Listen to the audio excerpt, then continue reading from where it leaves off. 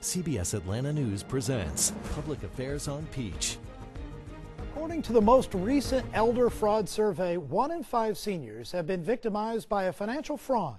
Senior citizens are fraud targets for a variety of reasons. Typically, they are likely to have excellent credit and own their home. They are also unlikely to report a fraud because they are often unaware they've been scammed. Good Sunday morning to you. I'm Adam Murphy, consumer investigative reporter at CBS Atlanta News. Today is National Grandparents' Day, so we hope to give you some valuable information to make sure your loved one never falls victim to a scam artist. We've investigated some common ones. Take a look. I answered the phone and I said, "Who is this?" And he said, "This is Neil, Grandma." Neil is the name of one of Ellen Donnelly's 20 grandchildren. He's a college student in Pennsylvania. I said, "Grandma, I need your help." He said, "I'm in a Mexican jail." And he said, "It's terrible." Terrible would soon describe what was about to happen to the 85-year-old retired nurse. Even though she's pretty with it, she sends emails and text messages. Donnelly even has a Facebook page. That might be how the caller knew such intimate details about her. They already knew how they knew my name, that I was his grandmother. He lives in Pittsburgh. You know, not in Pittsburgh, but he lives in Pennsylvania. So he asked for $1,850 to get out of a Mexican jail while they're on college break. It took me 6 years to save $1,850 because I'm on Social Security.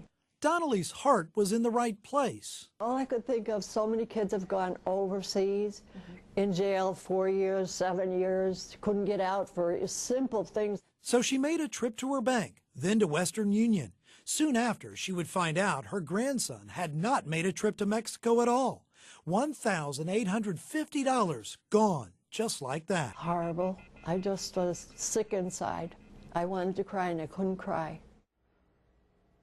Joining me now is Fred Ellsbury, the president of the Better Business Bureau in Metro Atlanta. Thank you so much for being on the program, Fred. Thank you, Ed. So they call it the grandparent scam. They do. And you hear about this? Is We this do. a problem here in the metro area? You know, Adam, every time y'all run it on your show or we put out a press release about it, it's amazing to me the phone calls we'll get from people who say, you know, I saw this thing and I didn't think it was real, but it happened to me in the last week. So it is a very active scam among our seniors. So what would you say the warning signs are that seniors are being scammed in this way?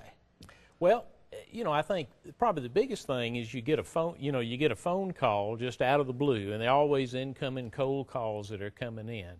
The grandparent scam, it comes in, it says, you know, this is Fred, your grandson.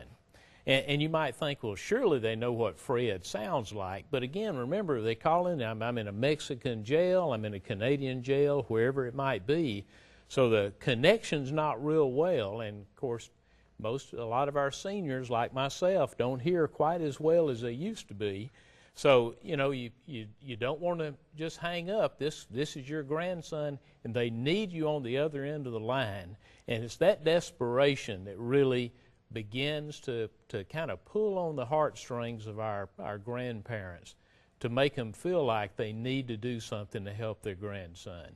And seniors are so sweet and so loyal, and they want to help their grandchildren if they really believe it's them. Sure. And so here in the Metro Atlanta area, are you hearing about this? Are there complaints coming into the Better Business Bureau about this? Well, we get calls. I mean, nobody knows who to file a complaint against, but we do get calls from people who, because interestingly enough, a lot of times the banks will tell these people when they go to the bank to get the $1,850 out, the bank will tell them, you know, particularly if they know their banker, you might want to check with the Better Business Bureau before you do this.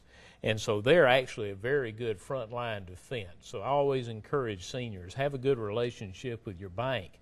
And don't try to circumvent the system. Don't go somewhere different to get your money. Go to the same place where they know you, because they're going to have your interest in mind at that, you know, at that juncture. If you are a senior citizen that becomes a victim of this scam, is there recourse to get out of it? Well, unfortunately, if you've already wired the money, there's very little you can do. You can certainly contact Western Union, and if you contact them soon enough, they may be able to stop it. But a wire transfer is one of the first red flags that you're being scammed. I mean, if you think about it, Adam, if somebody asks you, would you send cash to somebody you don't know? Not at Well, all. none of us would ever do that, but when you wire money to a bank account that, I mean, you're not sending this to your grandson, this is your bank, some bank account he's giving you.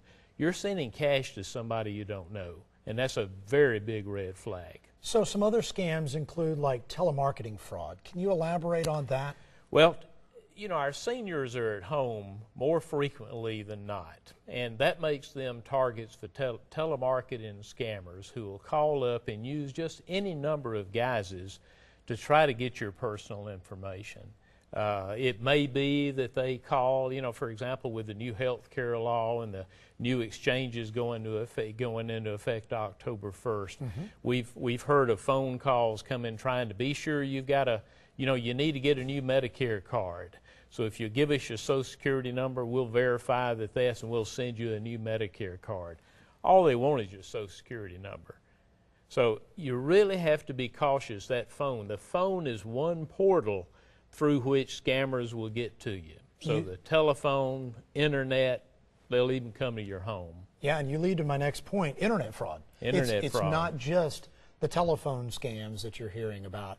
So they're going after seniors. Seniors now are able to get on the internet, and they're pretty savvy. They, gotten used to the internet and so forth, and so they get on there, and there might be a pop-up browser or something that shows up, or an email that comes in. Sure. Right? These are other ways they could be scammed. Oh, there's no question about it. I mean, we've always heard about phishing emails, phishing emails, and that's just another way of saying they're phishing for your personal information. Whether you get the more typical one that says, I'm from your bank and we need to verify some of your information. A bank's never going to send you an email trying to get personal information from you over the internet through the emails. And then you mentioned pop-ups. When seniors are on there, many of them are very active on Facebook. And by the way, Facebook is where a lot of scammers get information about you that they use against you. I would also assume that you would suggest that consumers not click on links that may come in an email if it appears to be from your bank or wherever. Links can be very dangerous, right? Because then all of a sudden a virus winds up on your computer and they're able to access personal information. Absolutely. Unfortunately, a lot of these phishing emails, they may look like they're from your bank or your financial institution, or you may even say, I didn't even know I had a bank account with these people. But you're concerned if you don't provide the information they ask, and so you click on that link. If you'll just take your mouse and hover over that link, you'll find that that's not even a link to your bank. It'll be something that you don't even recognize. And so you should never click on a link that you're not familiar with. In fact, I always encourage people, if you get that kind of an email, you need to call your branch of the bank and let them know what you have. They'll probably have you forward it to them. They'll send it to their fraud department. And once that occurs, then they're going to get you out of the middle of this situation. But don't click on those links. To your point, it'll put a malware on your computer, one of these robots that'll go through there, or they call them worms. And what they're doing, they're going through your computer, looking for your personal information, passwords, and those type things. Fred, let's take a look at some tips here on the screen that will be helpful for our seniors. You can see right there at the top, beware of high-pressure sales tactics.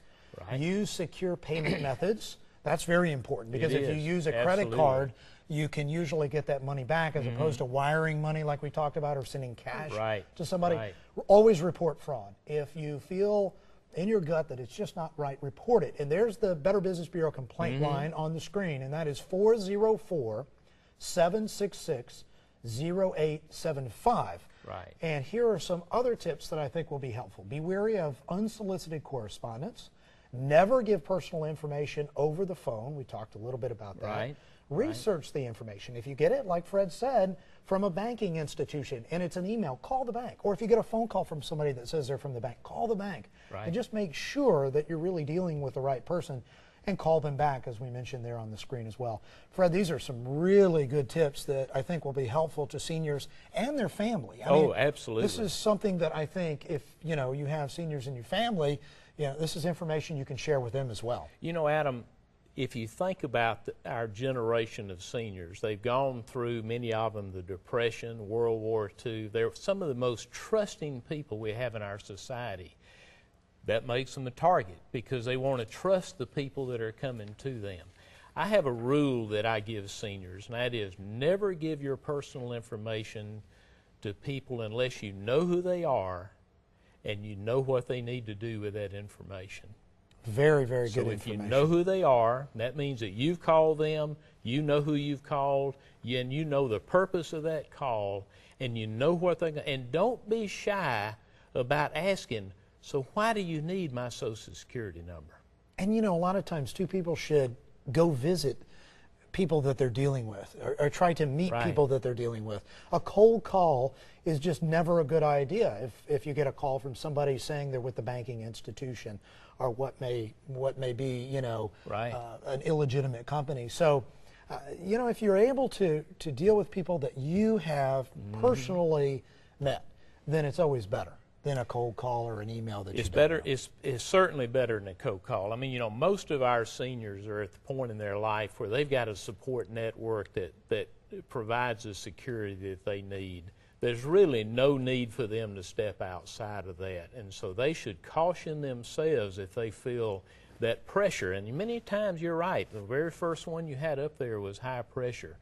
You know, whether it's trying to get you to donate to a charity, maybe around a time when there might have been a natural disaster, but anytime you get pressure, that's a time for you to push back. Fred, stay with us here on the program.